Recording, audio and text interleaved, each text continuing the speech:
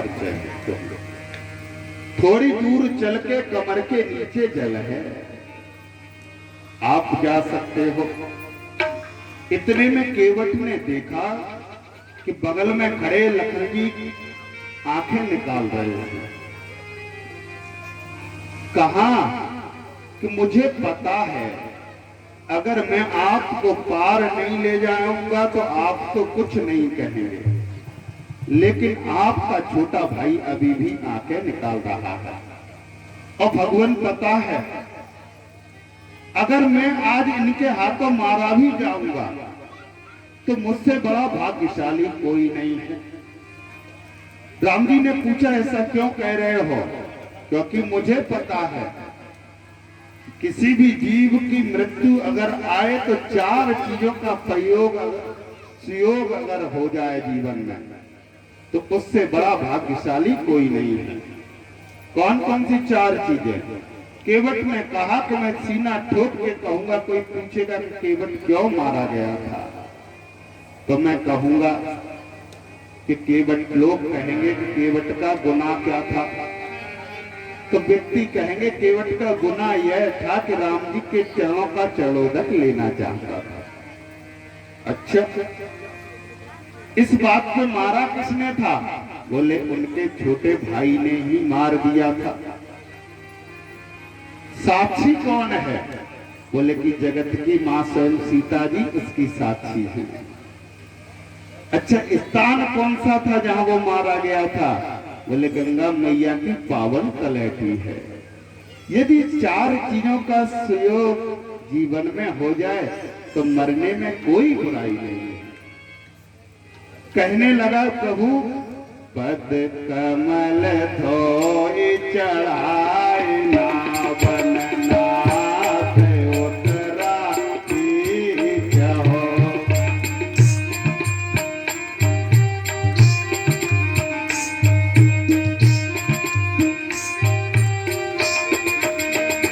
मोहि राम राहुल आनंद सरत सपद सब साथी कहो, सब साथी कहो। करो तीर मारो लखन पे जब लगी न पाए पखारे हो, तब लगी न तुलसी नाथ जपाए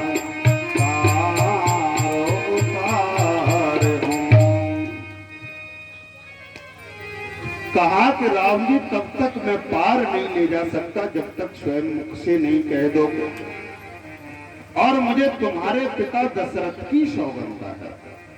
मैं अपनी बात पर अटल हूं। अब तो लखन लाल जी की और लाला है। भला मानस कसम भी खा रहा है तो मेरे पिताजी की खा रहा है। अरे इसको सौगंध भी लेनी है। तो जिनकी ये चिंता कर रहा है कि यही प्रतिपाल है सब परिवार, यही प्रतिपाल है सब परिवार। अगर इसको सौगंध लेनी थी तो अपने धर्म पत्नी के लेता, अपने पुत्रों की लेता। कसम भी खा रहा है तो मेरे पिता की खा रहा है। भाव क्या है? क्योंकि केवट को पता है कि लखन जी 2-3 बार बाधाएं उत्पन्न कर चुके हैं चरणोदक लेने में, और ये अभी भी लाल लाल आंखें कर रहे हैं। इसलिए इनकी लाल आंखें बंद करनी है तो कसम में इनके पिता की ही लिए लेता हूं, जिससे कि ये ज्यादा मुझ पर दबाव नहीं डालेंगे। अब तो राम जी ने कहा, अरे केवट इतना हट ठीक नहीं है। सुन के बट के बैन प्रेम लटेटे अटपटे, बिहसे करुणाएं चितय जान की लखन तन। मेरा केवट बड़ा विनोदी भक्त है। केवट को पता है कि राम जी जब से अयोध्या से निकले हैं तब से हंसे नहीं और अभी भी बड़े चिंतित अवस्था में है। इसलिए उसने ऐसा विनोद किया कि आज राम जी के मुखार बिंदु पर फिर से हंसी आ गया।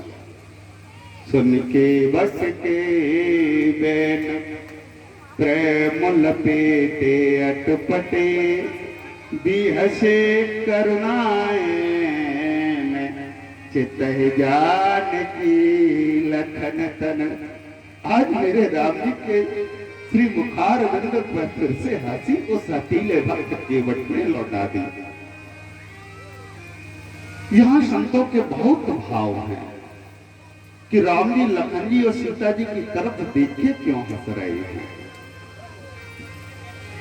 पहला भाव यह है कि केवट पिछले जन्म में कछुआ था और जब ये चीर सागर में विष्णु भगवान के चरणों को चरणोदक लेने जा रहा था, स्पर्श करने जा रहा था,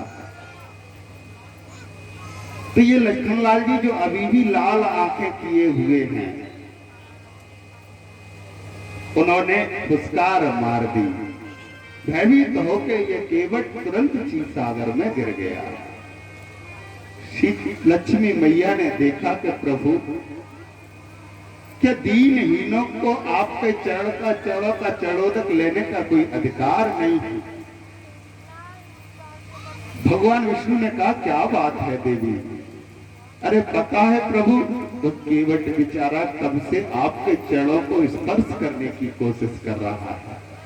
वो कछुआ कब से आपके चरणों का चरणोदक लेना चाहता है, लेकिन ये लखन जी, ये शेष नाग जी बार बार फुसकार लगा देते हैं और जैसे ही ये फुसकार लगाते हैं तुरंत कूद के बेचारा चीर सागर में गिर जाता है।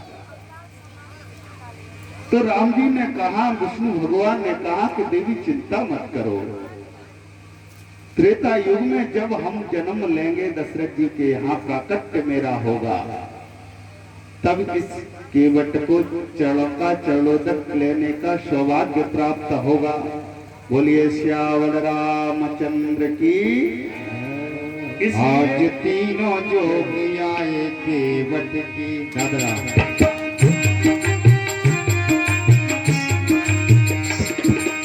आज तीनों जोगी आए केवट के नाम।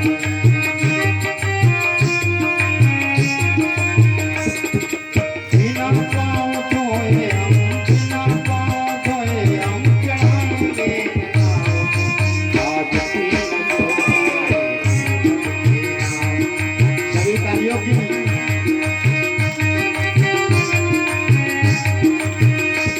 अरे बिना पाँव धोए हम चढ़ाएंगे नाम। आज तीनों जोगी आए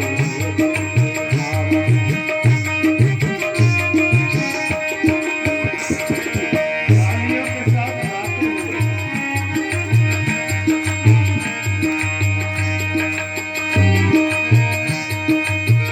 तुमसे न लेंगे हम मुस्कुराई और न तुमको देंगे। हो तुमसे न लेंगे हम मुस्कुराई और न तुमको देंगे। इसलिए कहते हैं कि नाई से न नाई लिए और धोबी से न धोबी लिए। मेरे घाट आए तो मैंने काट दिए और तुम्हारे घाट जाऊं तो भगवान ओ तुमसे लेंगे हम मुस्कुराई और न तुमको देंगे। भव सागर की नैया में बैठ के तुमसे हम कह देंगे। भव सागर की नैया में बैठ के तुमसे हम कह देंगे।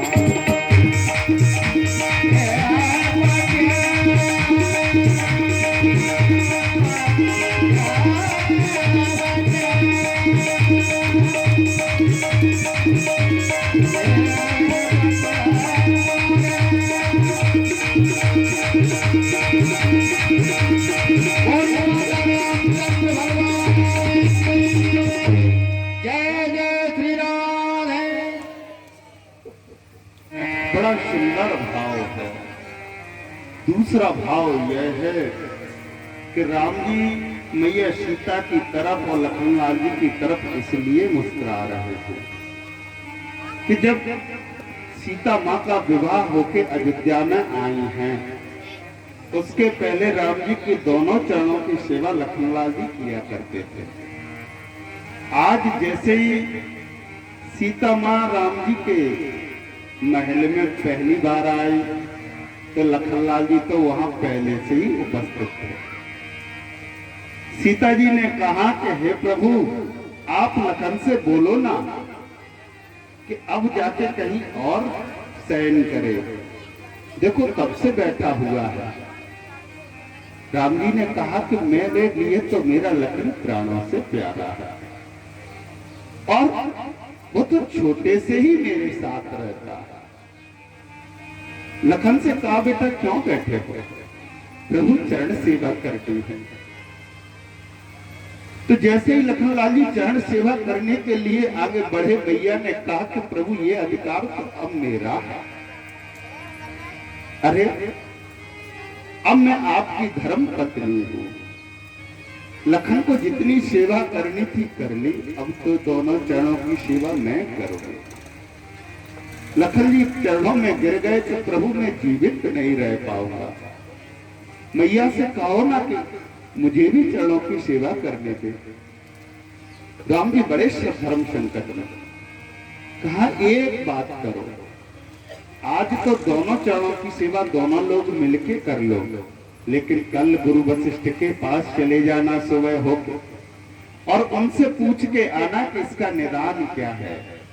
जैसे ही सुबह हुई, लक्ष्मण भैया और मैया सीता जी दोनों गुरु वशिष्ठ के पास पहुंचे। कहा कि गुरुदेव एक समस्या आ खड़ी हुई है।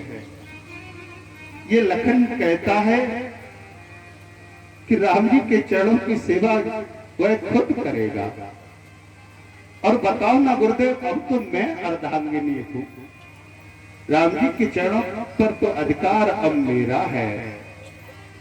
वशिष्ठ जी बड़े प्रसन्न हुए, पहली बार कोई ऐसी समस्या मेरे पास लेके आया है। कहा कि बेटी सीता, ये जितेंद्रिय है, मेरा लखन जितेंद्रिय है, जीवाचार्य है, और ये राम के चरणों से अलग इसको अगर कर दिया तो ये मर जाएगा। इसलिए तुम अर्धांगिनी हो, बाएं भाग पर तुम्हारा अधिकार है, बाएं भाग के पैर की सेवा तुम करना और दाहिने भाग में तो मेरा लखन का अधिकार है। एक एक चरण दोनों ने बांट लिया और उस दिन से दोनों ही एक एक पैर की सेवा कर रहे हैं। एक भाव और है कि राम जी से जब लखनलाल जी ने शिकायत की कि प्रभु मैया मुझे चरणों की सेवा से रोकती है, तो राम जी ने कहा कि बेटा लखन, मैया को भी चरणों की सेवा का अधिकार है। अब एक काम करना कि होली आने वाली है और तू जब सीता माता तेरे देवी तेरे पे होली खेलें तो उनसे अपनी माता से तू मांग लेना कि एक चरण की सेवा मुझे दे दो, एक चरण की सेवा तुम खुद करना, और बेटा दोनों चरणों की सेवा मत मांग लेना, नहीं तेरी माँ जीवित नहीं रह पाएगी। इसलिए राम जी कह रहे हैं कि तुम दोनों अयोध्या में लड़ते थे और आज ये केवल तुम दोनों के समक्ष कह रहा है कि बिना पद धोए यहां से जाने नहीं देंगे। भाव क्या है? राम जी अपने श्रीमुख से क्यों नहीं कह रहे हैं? क्योंकि एक पैर पे अधिकार लखन जी का है और एक पैर पे अधिकार मैया सीता का है, और अधिकार दिया किसने है? गुरु वशिष्ठ जी ने दिया है। एक भाव ये भी है कि बिहसे करुणा चितय जानकी लखन तन। कहा कि अधिकार तुम दोनों के पास है, अगर तुम पार चलना चाहते हो तो इससे कह दो कि जल्दी से पैरों को पखार ले। और जैसे ही लखन की और सीता जी की सहमति राम जी को मिली है, इसलिए चितय जानकी लखन तनय। आज राम जी कहने लगे कि कृपा सिंधु बोले मुस्काई, कृपा सिंधु बोले मुस्काई, कृपा सिंधु बोले मुस्काई, कृपा सिंधु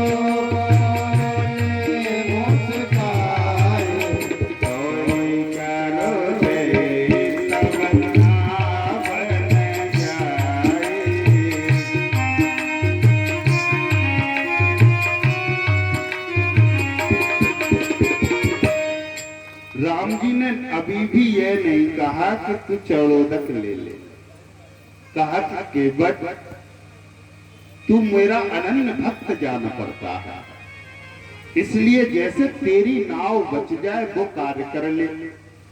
केवट ने कहा कि शास्त्रीय भाषा मुझे नहीं आती, मेरी नाव तो कई तरीके से बच सकती है।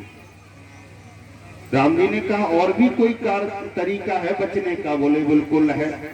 बोले केवट मारे भरे भरे ताना, केवट मारे भरे ताना, केवट मारे भरे भरे ताना, केवट मारे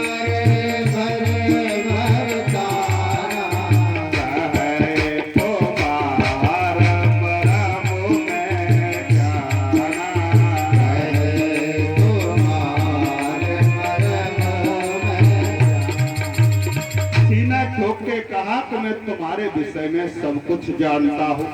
क्या जानते हो?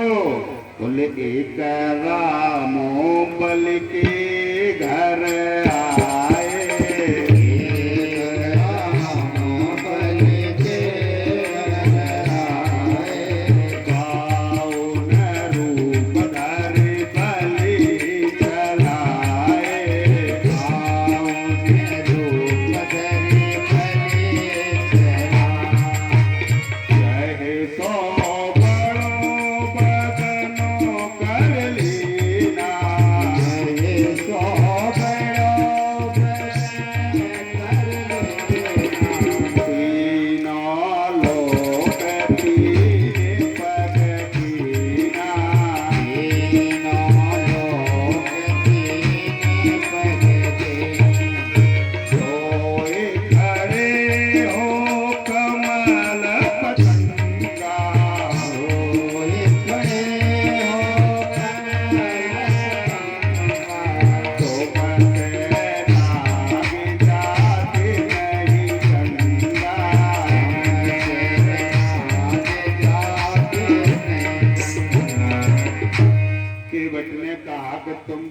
जो बलि के यहाँ 52 अंगल के बन के आए थे, और जैसे ही वरदान लेने की बारी आई थी तो तीनों लोगों को 3 पग में नाप लिया था।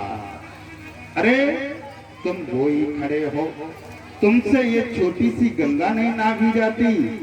राम जी ने कहा कि केवट ये कार्य तो मैं कर सकता हूँ, लेकिन मेरे साथ सीता है, मेरे साथ छोटा भाई लखन है। केवट ने कहा मुझे पता है कि तुम यही कहोगे, इसलिए इसका भी निदान सुनो। क्या? बोले सियहे उठाए गोद में लाओगे, सियहे उठाए गोद में लाओगे, इसे उठाए तुझे रख देते, इसे उठाए सर गए लखन लगाओते पारा, कर गए लखन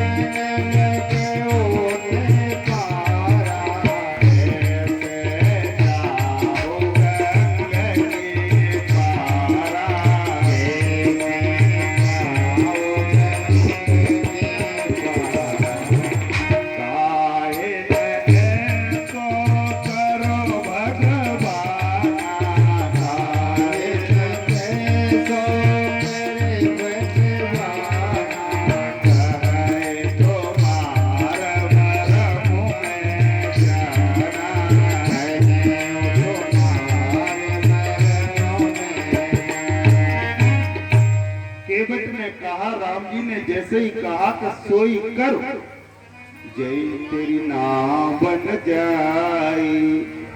केवट ने कहा कि ऐसे बच सकती है कि तुम तो वही विराट स्वरूप रख लो, सीता जी को गोद में उठा लो और लखन जी की बाह पकड़ लो, सीता जी को यहाँ से वहां रख दो। अब तो राम जी ने कहा कि बड़ा हठीला है बेटे,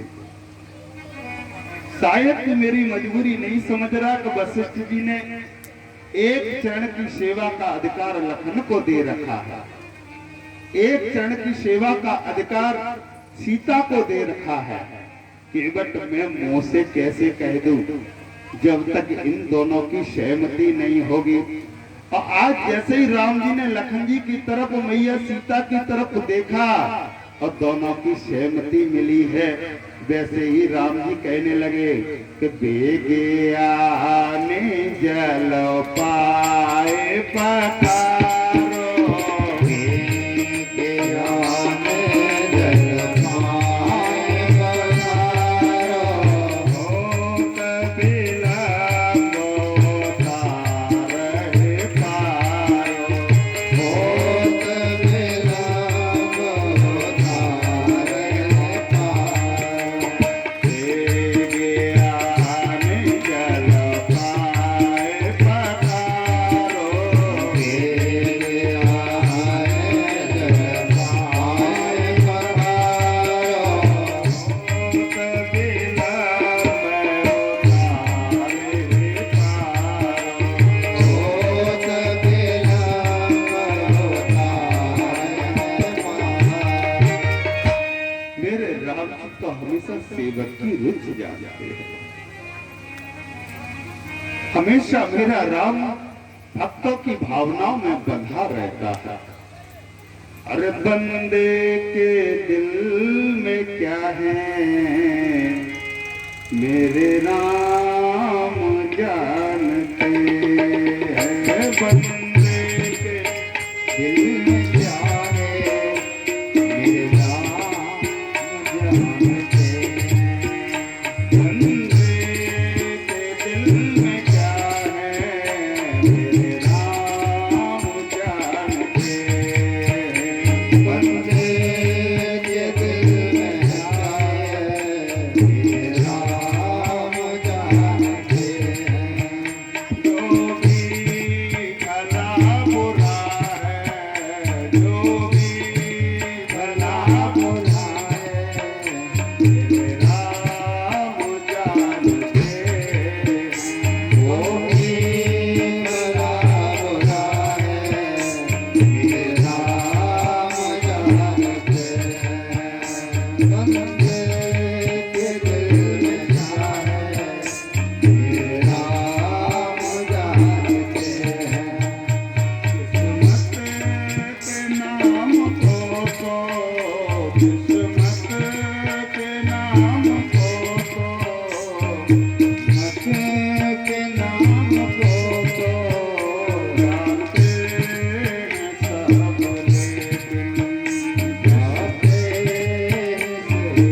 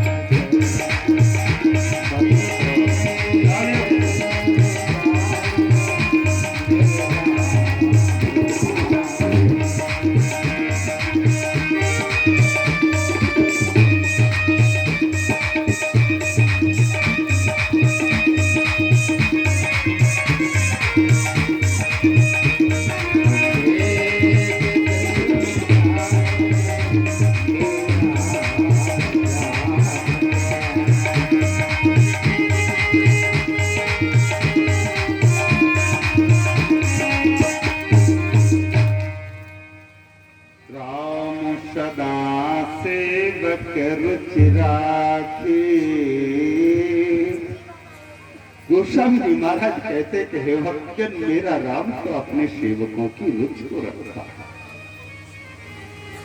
और जैसे ही राम जी ने कहा कि बेज्ञान जल पाए पखारो, अरे केवट शीघ्रता से जल लेके आ जाओ, मेरे पैरों को धुले रहते। गोस्वामी जी महाराज ने कहा कि हे भक्तजन, कि जासु नाम सुमिरत एक बारा, उतरे नर भव सिंधु अपारा। जिसके नाम को एकमात्र जीवन में लेने से इस संसार सागर से जीव पार हो जाता है। और वो राम जी सोई कृपाल के बटहिने होरा, जही जग की त्यों पग से थोड़ा। जैसे ही राम जी ने कहा कि केवट जल लेके आजा, मेरे चरणों का चरणोदक ले ले। केवट ने कहा क्या कह रहे हो, मुझे कुछ सुनाई नहीं दिया। अब तो लखनलाल जी की और आंखें गर्म हो रही हैं, मानो केवट ये कह रहा है कि क्षीर सागर में तुमने मुझे रोक दिया था चरणोदक लेने से, तुम भी खड़े हो यहाँ, रोक सकते हो तो रोक लो। राम जी ने कहा कि केवट जल लेके आजा, जल्दी से पैर धोले। केवट कह रहा है कि सुनाई नहीं दिया, फिर से एक बार कहो।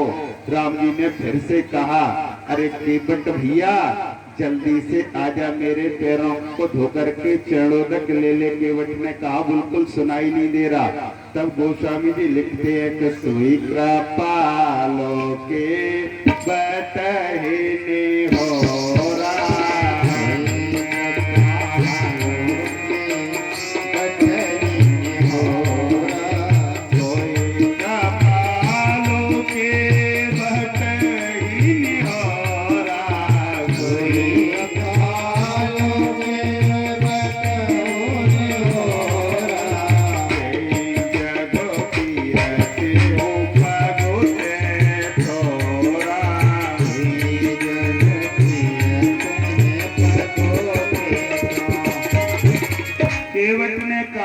अभी और तेज बोलो, तुम्हारे भैया ने अभी भी नहीं सुना है।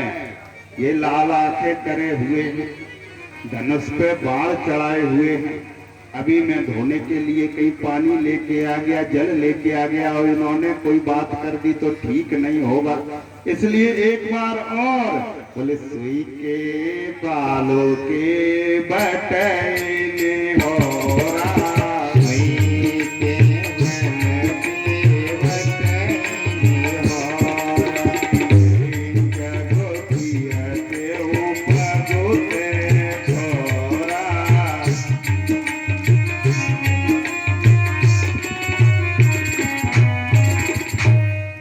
गोस्वामी महाराज कहते कि हे भक्तजन, बड़ा ही विनोदी भक्त है।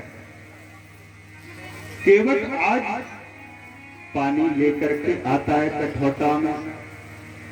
आज जैसे ही कठौटा में गंगा मैया के जल को भरा है केवट। देखो भक्त वो है जो अपने भगवान से, अपने इष्ट से सबको जोड़ने का काम करता है। अरे गंगा मैया राम जी के विष्णु भगवान के नाखों से निकली है, नाखून से निकली है। कहा कि आज तो रे केवट तूने मेरा भी भाग्य उदय कर दिया। अरे अगर ये तेरी नाव में बैठ करके चले जाते तो शायद मुझको इनका चरणोदक लेने का सौभाग्य प्राप्त नहीं होता। भक्त तो भगवान से जोड़ने का काम करता है। आज केवट ने जैसे ही अपने कठौते में पानी भरा, मैया गदगद हो गई। पद नाक ने रखी देव सर हरती,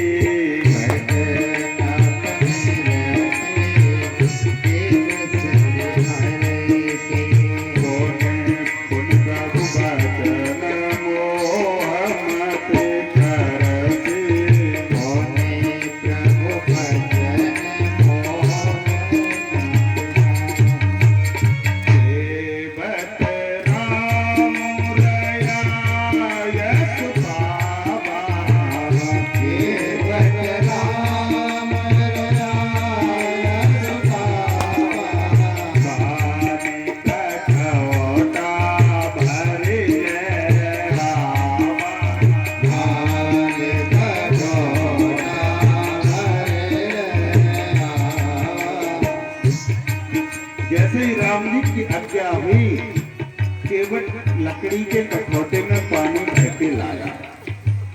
एक विनोद का भाव है भक्त का कि पानी के कठौते, लकड़ी के कठौते में ही पानी क्यों लेके आया। पहला भाव तो ये है कि नाव लकड़ी की है। इसने कहा कि अगर इनकी चरणों की रज की अगर जादू इस पे काम करेगा तो पहले परीक्षण हो जाएगा, इसलिए लकड़ी के बर्तन में पानी लेके आया है। दूसरा भाव ये है, केवट जानता है मेरे राम जी 14 वर्ष के लिए वनवासी हैं और मुनि भेष में हैं। 14 वर्ष तक राम जी धातु का स्पर्श नहीं करेंगे, इसलिए पानी कठवटा भरे ले आवा।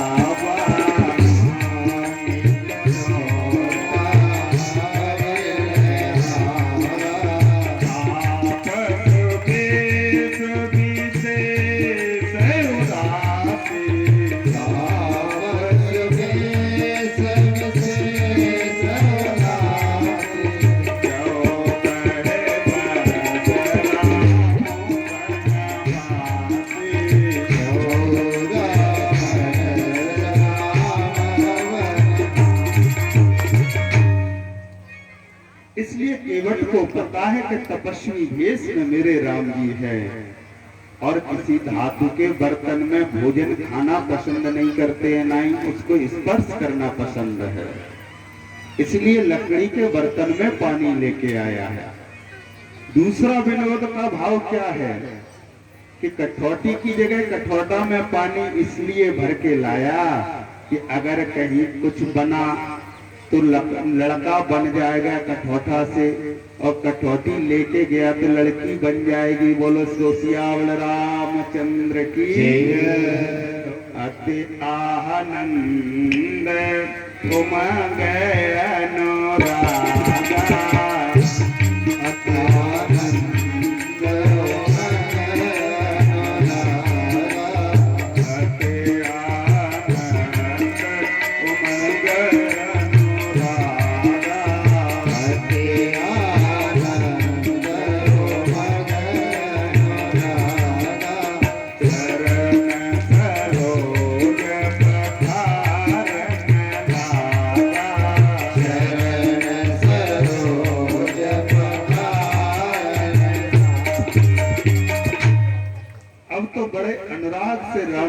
चरणों को पखार रहा है।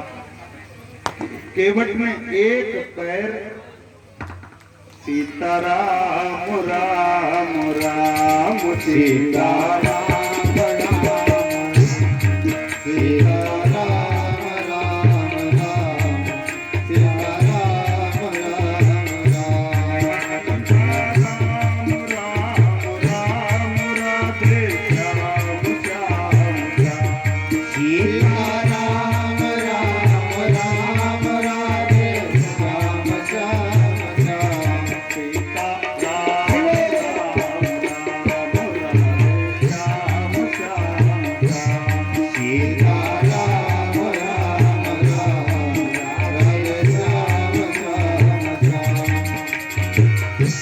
केवट ने एक पैर तो राम जी का एक हाथ पे रख लिया और एक हाथ से राम जी के पैर को मल रहा है। केवट ने कहा कि चरणों तक लेने का सौभाग्य तो मिल रहा है, लेकिन प्रभु के दोनों हाथ सर पर नहीं है। इसलिए उसने राम जी के पैर को थोड़ा हिलाया और राम जी हिले तो कहने लगा, अरे अभी गिर जाओगे फिर कहोगे कि केवट ने गिरा दिया, अरे कुछ सहारा ले लो। राम जी ने कहा, यार कोई दिख ही नहीं रहा, सहारा कैसे ले लें? बोले कि मेरे सर पे हाथ रख के सहारा ले सकते हो। बोले अति आनंद उमंग अनुरागा,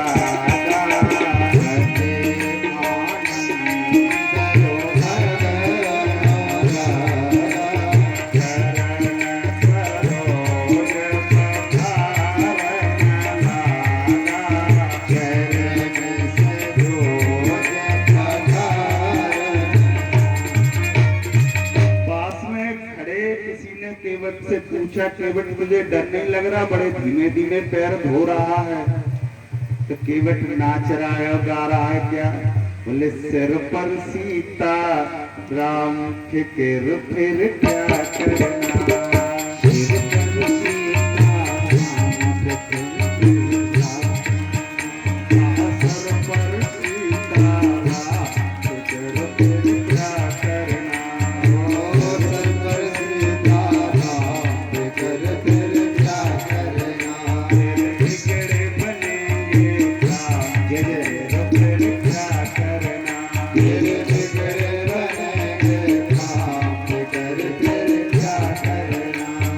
पितु रघुवर सिर जानकी मैया। पितु रघुवर सिर जानकी मैया। फिर क्यों परेशान हो भैया।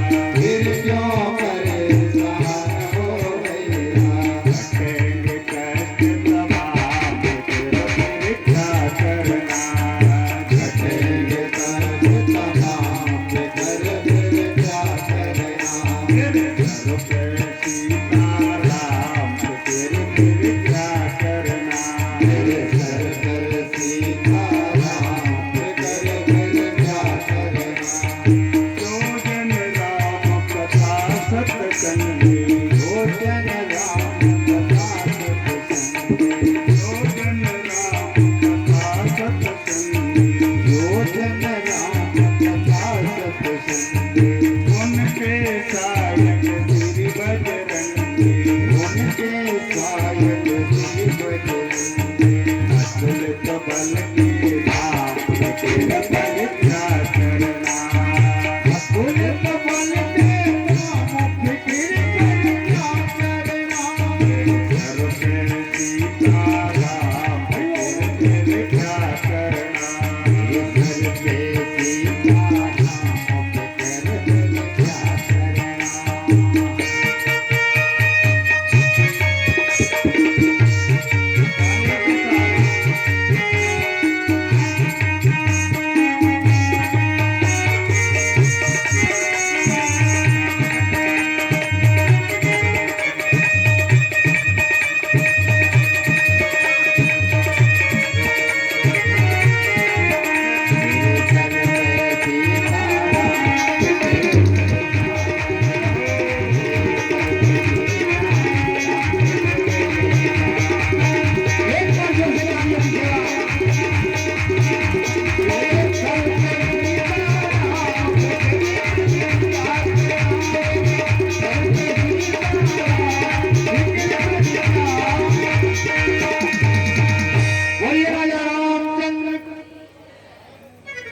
और अत्यंत अनुराग से पैरों को पखार करके आज पद पखार जलपान करे।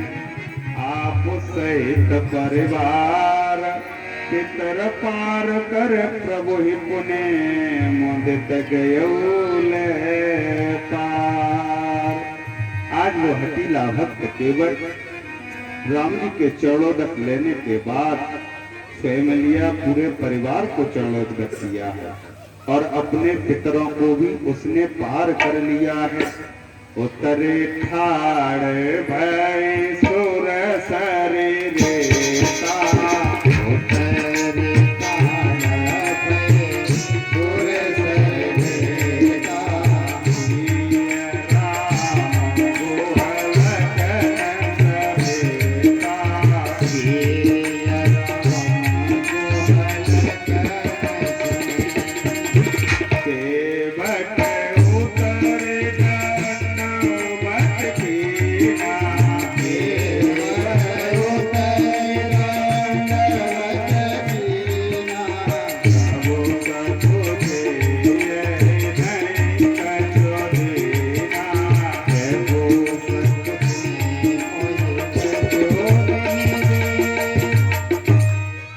जैसे ही राम जी को गंगा मैया से पार कराया है, उतर के दंडवत किया भक्त केवट ने।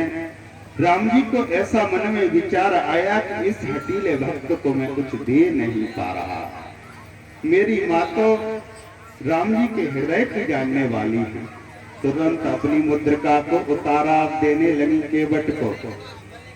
केवट ने कहा कि प्रभु, इस जीवन में अब मुझे कुछ भी आवश्यकता नहीं है। एक भाव क्या है, उसके बाद मंगल आरती हम सब लोग करते हैं। केवट ने कहा कि प्रभु, शायद आपने मुझे पहचाना नहीं। एक रिश्ते में मैं आपका बड़ा भाई हूं। लखनलाल जी ने कहा कि अब तो बड़ा भाई भी बताने लगा है। अरे केवट, तू बड़ा भाई कैसे है? ना मेरी जाति का है ना पाति का है। मैं क्षत्रिय हूं और तू निषाद है, भील जाति से है। तू मेरा बड़ा भाई कैसे हो गया? तो केवट ने कहा, हे लखन, गुस्सा मत करो, थोड़ी मेरी बात को सुनो। अरे मंथन बेनो नपति को भयो,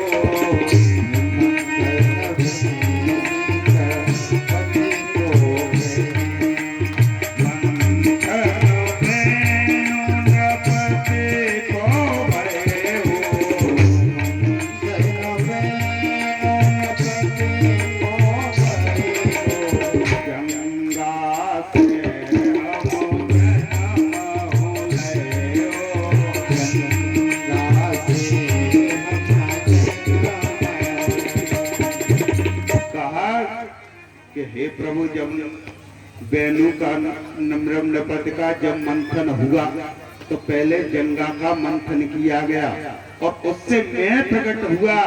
लोगों ने जैसे ही देखा ये काला है, कुरूप है, कहने लगे कि निषाद है, निषेध है, निषेध है, और मुझे बाहर फेंकवा दिया। इसलिए प्रभु, मैं तुम्हारा रिश्ते में बड़ा भाई हूँ। भुज को मंथन भयो,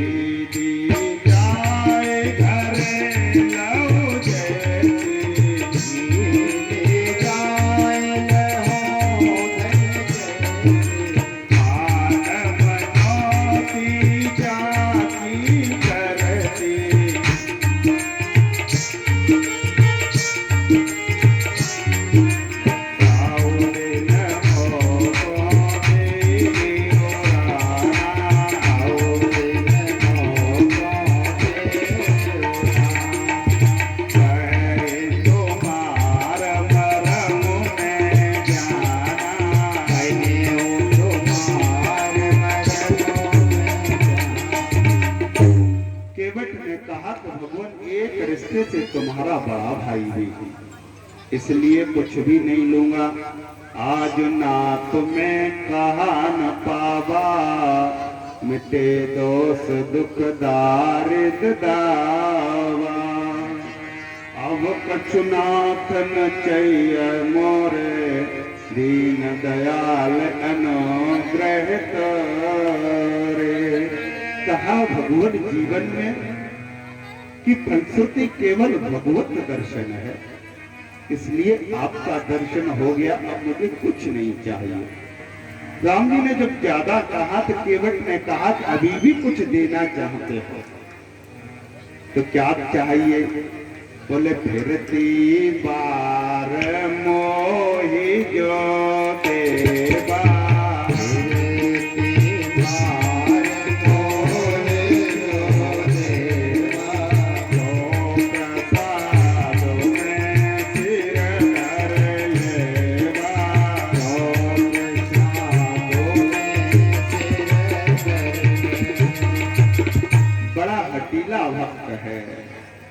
क्या मांग रहा है कि एक बार जब दोबारा लौट के आओ तब दे देना। मानो ये निश्चित कर लिया कि लौट के भी हमको दर्शन देकर ही जाना है। बोलिए भक्त केवट की। आओ सब लोग बड़े हर्ष और उल्लास से मंगल आरती में सम्मिलित होते हैं। अब राम यहाँ मैया सीता ने गंगा मैया की पूजा की है, वरदान मांगा है कि हम लोग जब लौट के वापस आएंगे देवर के साथ में, पतिदेव के साथ में, तो आपकी पुनः पूजा करेंगे। राम जी भरद्वाज जी के आश्रम पर पहुंचे हैं।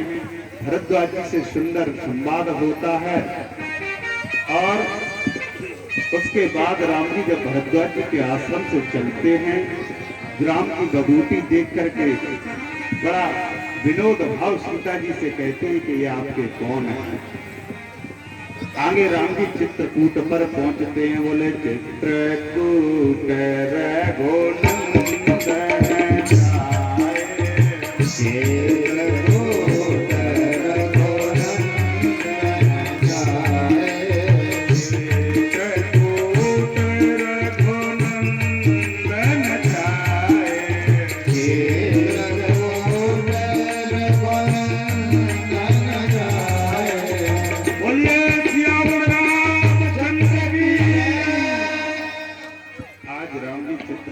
विश्राम करने लगते हैं। कल कथा का अंतिम दिवस है। आप सब लोग एक सूचना बहुत ध्यान से सुने। कल पूरा आहुति और प्रसादी का भी यहाँ पर व्यवस्था की गई है भंडारे की। आप लोग ठीक 10:30 बजे आ जाएं और 1 बजे तक हम राम जी की कथा का गायन करेंगे। केवल विस्तार रूप से एक तो भरत जी के चरित्र का गायन पूज्य पिताजी के श्री मुखार बिंद से आप सब लोग सुनेंगे और उसके बाद राम जी का राज्य अभिषेक का गायन हम करेंगे। वनवासी राम जी को 14 वर्ष के बाद सब लोग तिलक करके राजा बनाए। ऐसी भावना बना के आए कि प्रभु आपकी ये लीला हमको हमेशा सुनने को मिलती रहे। इसलिए जो भी लोग आज आए हैं वो कल अवश्य 10:30 बजे पधारने का कष्ट करें। बोलिए सियावर रामचंद्र की।